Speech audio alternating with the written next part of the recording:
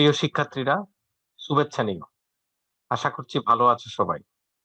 Research মেথোডোলজির ৩য় ক্লাসে তোমাদেরকে স্বাগত জানাচ্ছি। পূর্বের ক্লাসের ধারাবাহিকতায় আজকে আমরা হাইপোথিসিস ফর্মুলেশন এবং রিভিউ অফ লিটারেচার এই দুইটা বিষয় নিয়ে আলোচনা করব। তাহলে চলো আজকের মূল আলোচনায় যাই। আমরা যে এই যে লিটারেচার রিভিউর কথা বললাম, এই লিটারেচার মানে কি? লিটারেচার বলতে আসলে আমরা সায়েন্সে অথবা বিজ্ঞান গবেষণায় কি বুঝে থাকি? এই যে দেখো, সদ্য প্রকাশিত বইপত্র, গবেষণা পত্রিকা, রিসার্চ জার্নাল বা অনুরূপ কোনো প্রকাশনা। এটা বই হতে পারে, গবেষণা পত্রিকা হতে পারে, অথবা ওই ধরনের কোনো পাবলিকেশন হতে পারে। ২ নম্বর হচ্ছে কোনো একটি নির্দিষ্ট ক্ষেত্রে সমস্ত গবেষণার একত্রিত বাৎসরিক পর্যালোচনা, বা যেমন ধরতে পারে রিভিউ অফ সাইকোলজি, এটা উদাহরণ দিচ্ছে, annual review of educational research. এই যে ধরো, আমাদের বাংলাদেশ ধান গবেষণা ইনস্টিটিউট, বাংলাদেশ কৃষি গবেষণা ইনস্টিটিউট, ওনারা ওখান থেকে অ্যানুয়াল রিপোর্ট বের করে। অ্যানুয়াল রিপোর্টে সারা বছর কি গবেষণা হলো সে সব কিছুর বিবরণ থাকে। তারা আমাদের পরিসংখ্যান ব্যুরো, এটা অ্যানুয়াল রিপোর্ট রাখে, এই সারা বছর কি গবেষণা হলো সেগুলি পর্যালোচনা থাকে। এই ধরনের রিপোর্ট হতে পারে, অ্যানুয়াল রিপোর্ট হতে পারে। তারপর হতে পারে যেন পৃথিবীর বিভিন্ন অঞ্চলে পিএইচডি ডিগ্রির জন্য স্বীকৃত গবেষণার সারসংক্ষেপ। সারসংক্ষেপ মানে অ্যাবস্ট্রাক্ট, এই যে TRACT, abstract, abstract, dissertation abstract. তাহলে এই পিএইচডি গবেষণার রিপোর্টটাকে বলা হয়, পিএইচডি গবেষণা পত্রটাকে বলা হয় ডিজার্টেশন। আর ডিজার্টেশন অ্যাবস্ট্রাক্ট ইন্টারন্যাশনাল মানে পৃথিবীর বিভিন্ন দেশে কি কি পিএইচডি কর্ম হয়েছে এবং সেটার অ্যাবস্ট্রাক্টের একটা সার সংক্ষেপের একটা সংকলন বের হয়। সেগুলি থেকে আমরা এই তথ্য পেতে পারি। তারপর কি অন্তর্জাল, অন্তর্জাল মানে ইন্টারনেট। আসলে ইন্টারনেট থেকে আমরা বিভিন্ন ওয়েবসাইট থেকে আমরা পৃথিবীর বিভিন্ন জায়গা এই সংক্রান্ত গবেষণা তথ্য পেতে পারি। তাহলে আমাদের এই হচ্ছে লিটারেচার রিভিউর সোর্স। তাহলে এখন এখন আমরা তো একটু লিটারেচার রিভিউর সোর্স দেখলাম। এখন আমরা কয়েকটি জার্নালের ছবি দেখব। জার্নালগুলি দেখতে আসলে কেমন হয়। এখন অনেকগুলি জার্নাল সফট কপি হিসেবে ইন্টারনেটে পাওয়া যায়, আবার কোন কোন সংস্থা সফট কপি এবং হার্ড কপি দুটাই রেখেছে। এই যে দেখতে পাচ্ছ, এটা বাংলাদেশ জার্নাল অফ বোটানি, এটা বাংলাদেশ বোটানিক্যাল সোসাইটি থেকে প্রকাশিত হয়। এটা একটা স্বীকৃত, আন্তর্জাতিকভাবে স্বীকৃত, এটা বোটানির একটা গবেষণা জার্নাল। এখানে বাংলাদেশের বোটানিক্যাল গবেষণার নানা ধরনের তথ্য পাওয়া যায়। এটা Bangladesh journal of plant taxonomy, এটা হচ্ছে এই যে ট্যাক্সোনমির উপর যে গবেষণাগুলি, এটা ট্যাক্সোনমিক্যাল সোসাইটি কর্তৃক প্রকাশিত, এটা জার্নাল, এটা বিজ্ঞান পত্রিকা। এই যে দেখো, ঢাকা ইউনিভার্সিটি অ্যারাবিক জার্নাল, এটা যে ঢাকা ইউনিভার্সিটি আরবি বিভাগ কি কি গবেষণা হয় সেটা, এই ধরনের নানা আছে। আমি কয়েকটা উদাহরণ দিলাম। যে বাংলাদেশ এশিয়াটিক সোসাইটির পত্রিকা, ঠিক আছে। এই দেখো, এটা ঢাকা ইউনিভার্সিটি বায়োলজিক্যাল সায়েন্স, এখানে পুরো বায়োলজিক্যাল ফ্যাকাল্টিতে কি কি গবেষণা হয় সেটা সেটা বের করে। বিএমসি জিনোমিক্স, এটা হচ্ছে আন্তর্জাতিকভাবে স্বীকৃত একটা জেনেটিক্স এর জার্নাল। এটা জেনেটিক্স এর সবচাইতে প্রেস্টিজিয়াস জার্নাল বলতে পারো বিএমসি জিনোমিক্স। তাইলে এই যে রিভিউটা তুমি কিভাবে করবে? রিভিউ অফ লিটারেচার বললাম যে বিভিন্ন ধরনের গবেষণাপত্র, জার্নাল, পত্রিকা, বই, ইন্টারনেট থেকে ওই গবেষণা সংক্রান্ত বিষয়ে নিয়ে অধ্যয়ন করা। তাহলে এখন তুমি অধ্যয়নটা কিভাবে করবে? প্রথম কথা হচ্ছে, তোমার এই যে গবেষণার যে বিষয়বস্তু, সেটা তো তুমি আইডেন্টিফাই করলে, আইডেন্টিফাই ইউর কোয়েশ্চেন, তুমি রিসার্চ প্রবলেম আইডেন্টিফাই করলে। এখন ওই প্রবলেম রিলেটেড কি কি গবেষণা এর মধ্যে হয়েছে সেইটা এই যে রিভিউ ডিসিপ্লিন স্টাইল, সেই তোমার প্রবলেমের সাথে যায় সেইটা বাছাই করে নিতে হবে, এবং সেই বাছাই করে নিয়ে তোমাকে ওই বিষয়গুলি সংগ্রহ করতে হবে, ওই বিষয়ে লেখাগুলি সংগ্রহ করতে হবে। লেখাগুলি সংগ্রহ করার পর তোমাকে এই যে ম্যানেজ ইউর রেফারেন্স, এর মধ্যে কোনটাকে তুমি রেফারেন্স হিসেবে ব্যবহার করতে পারবে সেটা তুমি সিলেক্ট করলে, এবং সিলেক্ট করার পর এইটা যৌক্তিকভাবে বিশ্লেষণ করলে যে এইখান থেকে এই যে রিভিউ করেছে তুমি যে তথ্যগুলি পেয়েছো তার মধ্যে কোন কোন তথ্যগুলি তুমি ব্যবহার করতে পারবে এবং কোন কোন তথ্যগুলিতে লিমিটেশন আছে, আরো তথ্য তোমার সংগ্রহ করতে হবে।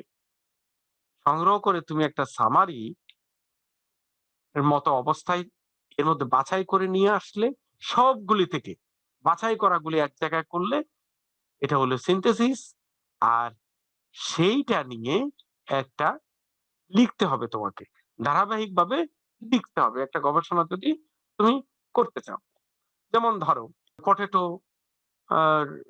রুট নট নেমাটোড এবং লেশন নেমাটোড কন্ট্রোল নিয়ে আমার গবেষণা ছিল। এখন এখানে গিয়ে আমাকে প্রথমে দেখতে হবে কি, যে প্রথম কথা হচ্ছে বাংলাদেশের আলু চাষের বর্তমান অবস্থা কি এবং এই অবস্থার অন্তরায়গুলি কি। তাহলে বাংলাদেশ সে আলু চাষ হয়, বাংলাদেশে এই পরিমাণ আলু ফলন হয় প্রতি বছর, এর মধ্যে এই পরিমাণ আলু ড্যামেজ হয়। তাহলে আমি বাংলাদেশে এই ডিস্ট্রিক্টে আলু চাষ হয়, ধরো দিনাজপুর, গাইবান্ধা, নীলফামারী, কুড়িগ্রাম, রংপুর, এসব ডিস্ট্রিক্টে আলু চাষ হয়, মুন্সিগঞ্জ, কুমিল্লা, এসব ডিস্ট্রিক্টে আলু চাষ হয়। এখন এই কথাটা আমি যে বলবো, এটা মৌখিকভাবে বললে এটা সবাই জানে হয়তো, কিন্তু আমি যখন গবেষণার ক্ষেত্রে উল্লেখ করব, এটা আমাকে মৌখিকভাবে বললে হবে না, এটা একটা প্রমাণ উল্লেখ করতে হবে যে এটা ইয়েস, এটা আমার বাংলাদেশ স্ট্যাটিস্টিক্যাল ব্যুরো আমাকে রিপোর্ট দিয়েছে যে বাংলাদেশে এই ডিস্ট্রিক্টে এই পরিমাণ জমিতে, এত একর জমিতে আলু চাষ হয়। এইটা হচ্ছে আমার, এইভাবে স্টেপ বাই স্টেপ আমাকে লিখতে হবে। তাইলে বাংলাদেশে 5টা ডিস্ট্রিক্টে ব্যাপকভাবে আলু চাষ হয়, ব্র্যাকেট দিয়ে আমার লিখে দিতে হবে Bangladesh bureau of statistical report থেকে আমি এই কথাটা বলেছি। এইভাবে যে কয়টা তথ্য আমি এখানে আমার গবেষণাতে ইনক্লুড করব, সব কটা ওই রিভিউতে উল্লেখ করতে হবে। এটাকে বলা হয় রাইট দা রিভিউ। তাইলে কি আমি আমার গবেষণা প্রবলেমটা কোথায় সেটা চিহ্নিত করলাম, এর সাথে সংশ্লিষ্ট, এর সাথে যাই, এর সাথে অ্যাডজাস্ট করে এমন থিওরি, বই, জার্নাল সংগ্রহ করলাম, সংগ্রহ করে ওখান থেকে বাছাই করে নিলাম যেগুলি আমার রিসার্চ প্রবলেমের সাথে উল্লেখ করতে পারি, রেফারেন্স হিসেবে ব্যবহার করতে পারি, সেইগুলি অ্যানালাইসিস করে একটা সাম আপ করলাম, সাম আপ করে এটা রাইট ডাউন করলাম। এটাই হচ্ছে আমার লিটারেচার রিভিউ। জি প্রথমে স্যার। এটা হচ্ছে অনেকটা এই যে ফানেলের মতো, এই যে প্রথমে আমি একটা ব্রড বিষয় নিয়ে কাজ শুরু করব, তারপর ধীরে ধীরে আমার ক্যাটাগরির সাথে যাই এটাকে ন্যারো করে আনবো, এবং এট লাস্ট আমি যে অনুমান করেছি, আমি যে ফলাফল অনুমান করতেছি বা হাইপোথিসিস নির্ধারণ করছি, সেই হাইপোথিসিস সাথে ফিট হয় এই ধরনের অবস্থায় নিয়ে আসবো। এ পর্যন্ত আর কারো কোনো প্রশ্ন আছে? না স্যার।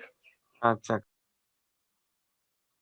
এবার আমরা হাইপোথিসিস, এখানে ছবিটা দিয়ে বুঝতে পারতেছো, এই যে আইডিয়া 1, আইডিয়া 2, আইডিয়া 3, আসলে আইডিয়া 1, আইডিয়া 2, আইডিয়া 3 না, idea of solution 1, idea of solution 2, idea of solution 3।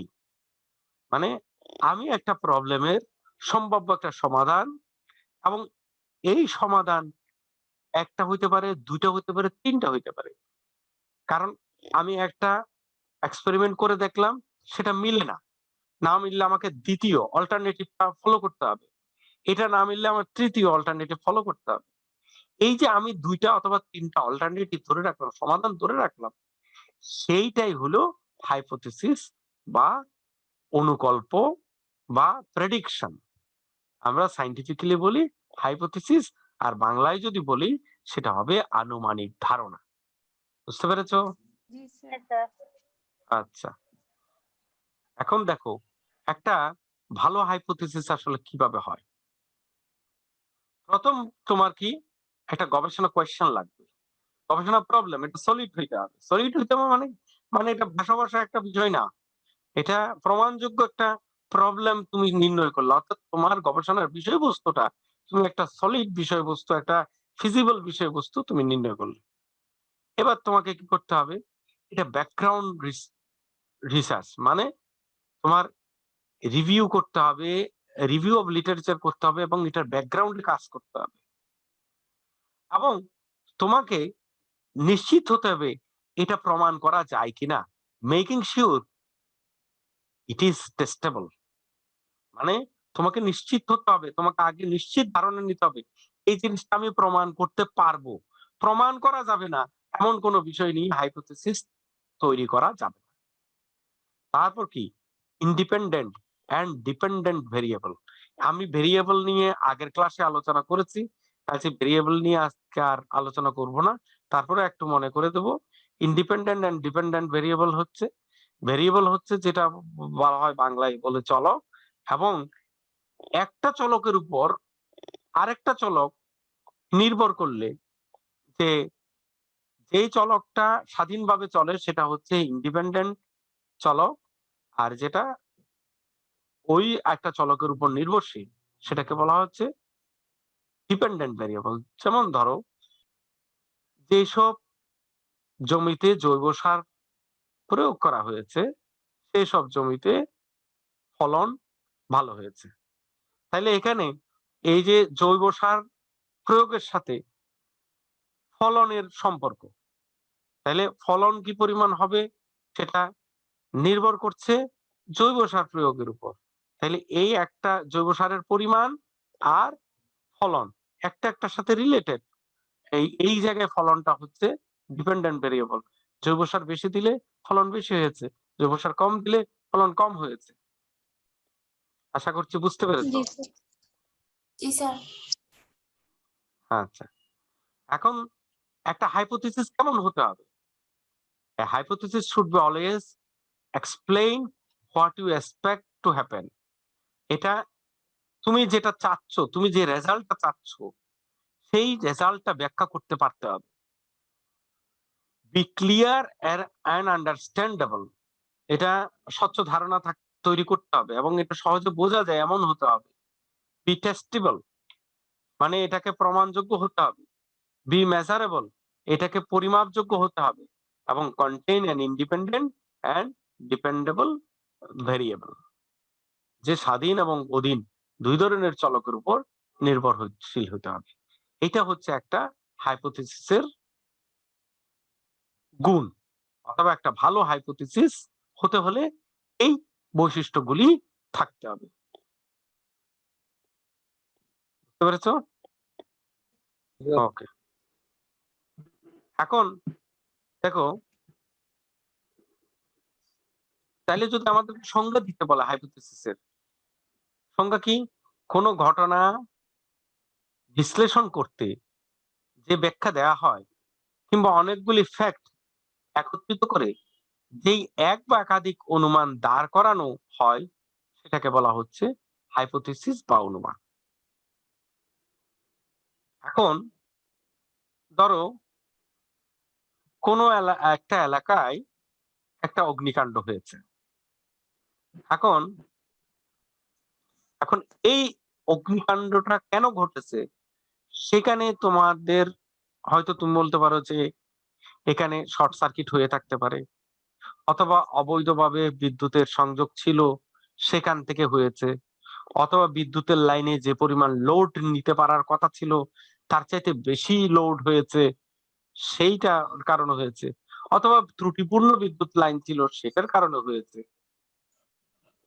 ফলে এই যে ঘটনাগুলো এর প্রত্যেকটাই সঠিক হতে পারে, আবার এর দুইটা সঠিক তিনটা বেঠিক হতে পারে। ওই দুইটার কারণেই হয়তো এই ঘটনাটা ঘটেছে। তাইলে এই যে তুমি একটা অনুমান কোনো একটা বিষয় এর সত্য বের করার জন্য প্রাথমিকভাবে যে একটা ধারণা তৈরি করলে, একটা অনুমান তৈরি তৈরি করলে, সেইটাই হচ্ছে হাইপোথিসিস বা অনুকল্প। ঠিক আছে? এখন ঘটনা বা ফ্যাক্ট কি তাহলে? ইন্দ্রিয়গ্রাহ্য বিষয়গুলি কি বা যা সরাসরি পরীক্ষাযোগ্য বিজ্ঞানের জগতে, সেটাকেই বলা হয় ফ্যাক্ট। তাহলে এই জন্য বলা হচ্ছে কি, হাইপোথিসিস পরীক্ষণযোগ্য হতে হবে, ইট মাস্ট বি টেস্টেবল। তাহলে বিজ্ঞানে পরীক্ষা করা যাবে না এমন কোন ঘটনা বিজ্ঞান জগৎ অনুমোদন করে না। এই যে পরীক্ষণযোগ্য প্রত্যেকটা বিষয়কে বলা হয় ফ্যাক্ট।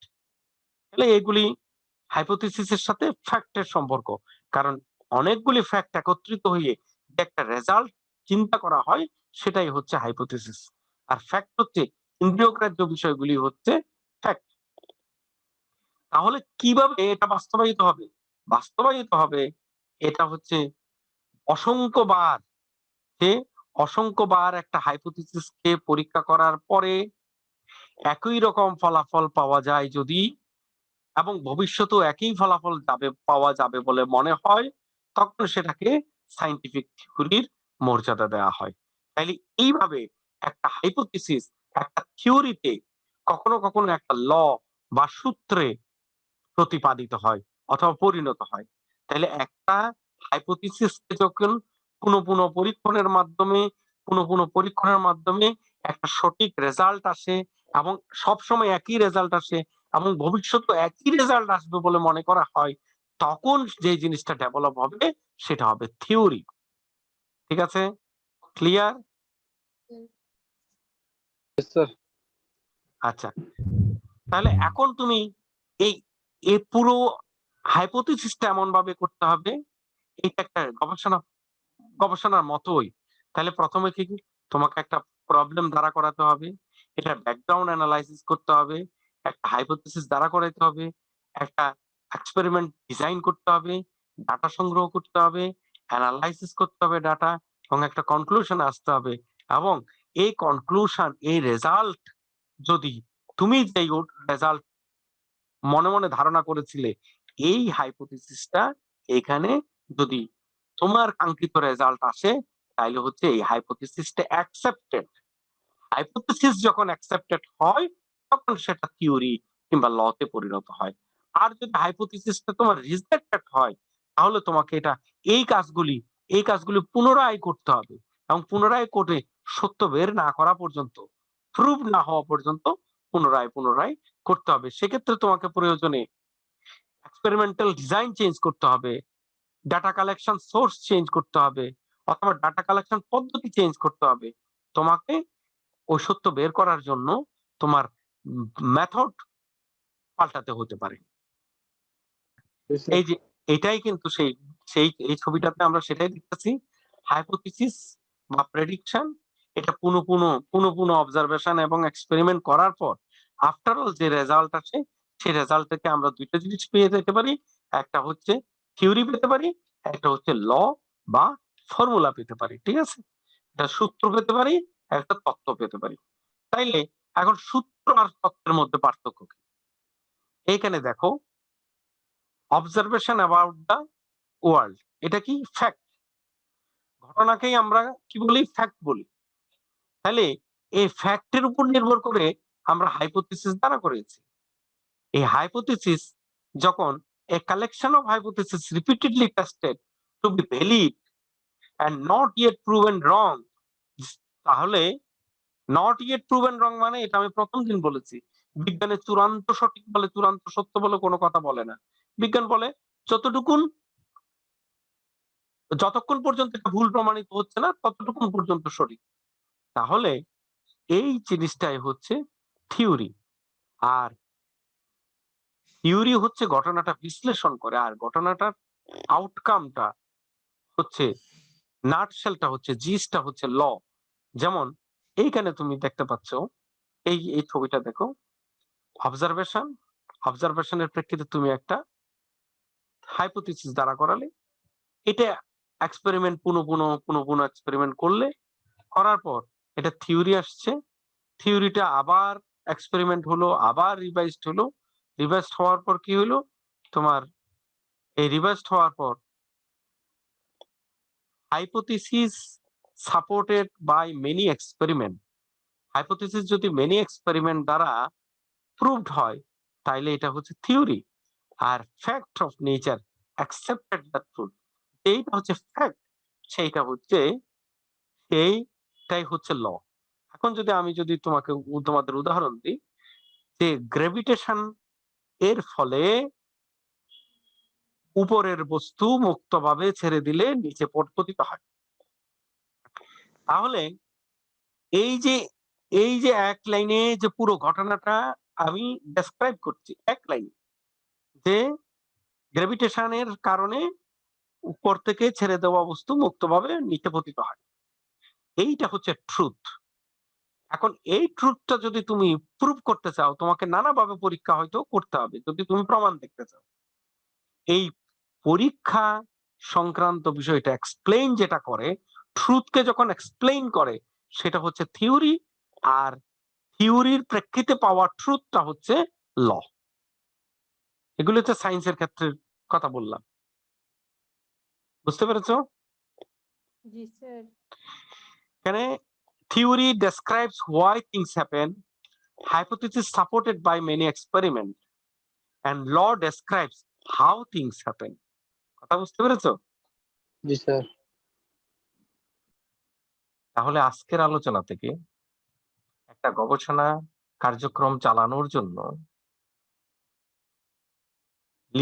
লিটারেচার রিভিউ কিভাবে করতে হয় এবং একটা গবেষণা কার্যের হাইপোথিসিস কিভাবে ফর্মুলেট করতে হবে সে সম্পর্কে তোমাদের পরিষ্কার ধারণা তৈরি হয়েছে। আজ এ পর্যন্ত। গবেষণা প্রসেসের অন্য ধাপগুলি নিয়ে আমরা ধারাবাহিকভাবে পরবর্তী ক্লাসগুলিতে আলোচনা করব। সবাই ভালো থেকো, সুস্থ থেকো। ধন্যবাদ সবাইকে।